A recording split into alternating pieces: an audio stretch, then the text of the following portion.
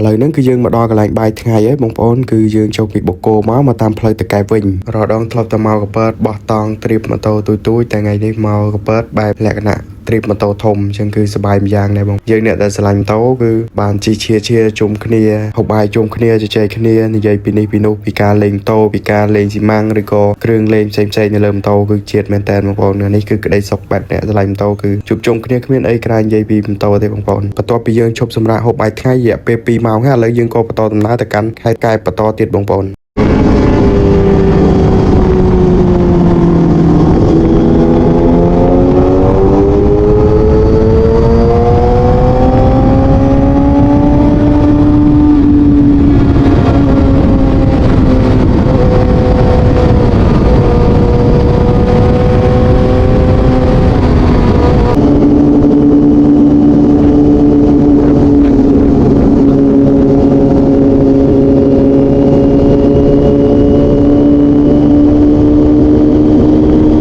នឹងសេតមែនតើបងប្អូនគាត់ណាចូលមកដល់ខេត្តកែបភ្លាមម៉ូតូខ្ញុំគឺស្វាគមន៍មកប៉ុណ្ណេះហើយនៅខ្វះតែកន្លះម៉ោងទៀតគឺដល់ម៉ោងយើងជិះជាក្បួនហើយឥឡូវគឺម៉ូតូបែកប៉ុន្តែសូមអរគុណដល់បងប្អូន FBO បាទនៅក្នុងក្រុមរបស់ខ្ញុំគឺខ្នះខ្នែងជួយគ្នាមែនតើនៅពេលដែលយើងជួបបញ្ហាអ្វីមួយគឺពួកគាត់តែងតែនៅក្បែរយើងហើយចាំដោះស្រាយទាំងអស់គ្នានឹង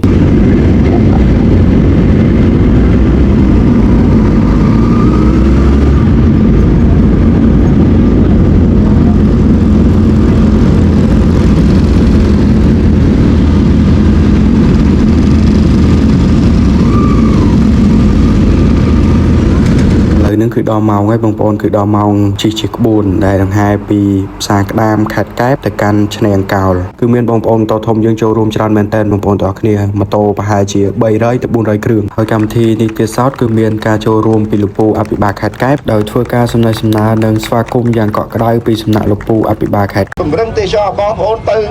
ដល់កន្លែងណាគេងកន្លែងហ្នឹងញ៉ាំកន្លែងហ្នឹងសម្រាប់កន្លែងហ្នឹងចាយលុយកន្លែងហ្នឹងនៅទឹកដីកម្ពុជារបស់យើងតែម្ដងមិនចាំបាច់ទៅចាយលុយនៅកណ្ដាលទេបាទមិនបាច់ចាយលុយនៅកណ្ដាលបាទចឹងហើយគឺនេះជាកិច្ចការយ៉ាងល្អមួយដែលខ្ញុំត្រូវតែចូលរួមហើយខ្ញុំសង្ឃឹមថាបងប្អូនយើងកើតពីជួបជុំដល់ធំ នឹងមានជុំជុំទៅបន្តទៀតជាក្រុមទៅបន្តទៀតvì màនេះគឺថាយើង300 ម៉ូតូគឺច្រើនណាស់ហើយយើងគិតថាមួយម៉ូតូពេលខ្លះ300ម៉ូតូមិន300ម៉ូតូនេះតែ300នាក់ទេ300ម៉ូតូអាចគិតនឹង500នាក់ឬក៏600នាក់ដោយសារគាត់មកជាមួយដៃគូរបស់គាត់ ជា ជាចុងក្រោយសូមអរគុណលោកពូអភិបាលខេត្តកែបដែលទទួលស្វាគមន៍យ៉ាងកក់ក្ដៅទាំងផ្លូវថ្នល់ហេដ្ឋារចនាសម្ព័ន្ធផ្សេងៗសណ្ដាប់ធ្នាប់គឺល្អមែនទែននៅក្នុងខេត្តកែបបន្ទាប់ពីលោកពូអភិបាលខេត្តសំណេះសំណាលរួចរាល់ឥឡូវគឺយើងដល់ម៉ោងជាក្បួនហើយបងប្អូន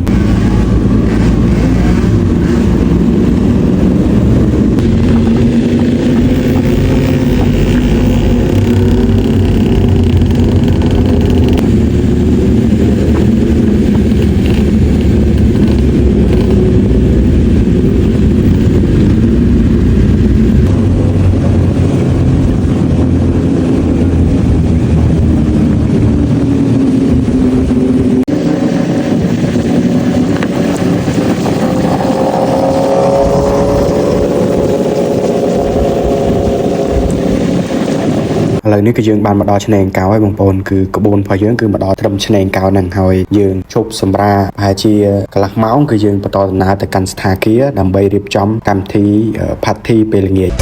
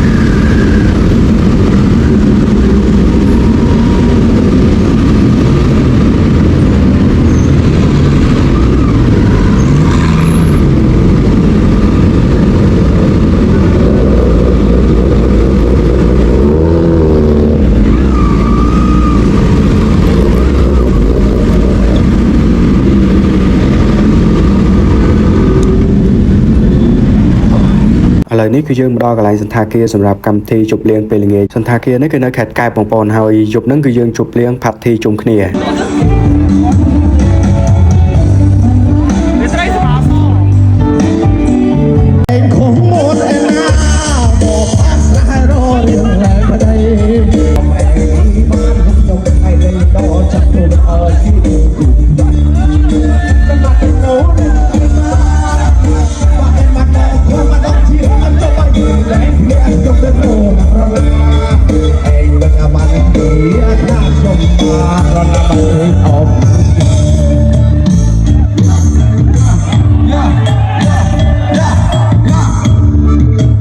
នៅក្នុងកម្មវិធីជប់លៀងនេះក៏មានកម្មវិធីចាប់រង្វាន់ដែរបងប្អូនហើយ admin គឺចាប់រង្វាន់ត្រូវបានអាវយឺតយ៉ាងស្រស់ស្អាតពីកម្មវិធីដែរចឹងណាបងប្អូនហើយនេះគឺទស្សនវិជ្ជាពេលព្រឹកគឺយើងរៀបចំចេញដំណើរមកពេញវិញហើយក៏អរគុណបងប្អូនយើងទាំងអស់គ្នាដែលទស្សនាតាំងពីដើមរហូតដល់ចប់ជួបគ្នានៅវីដេអូក្រោយ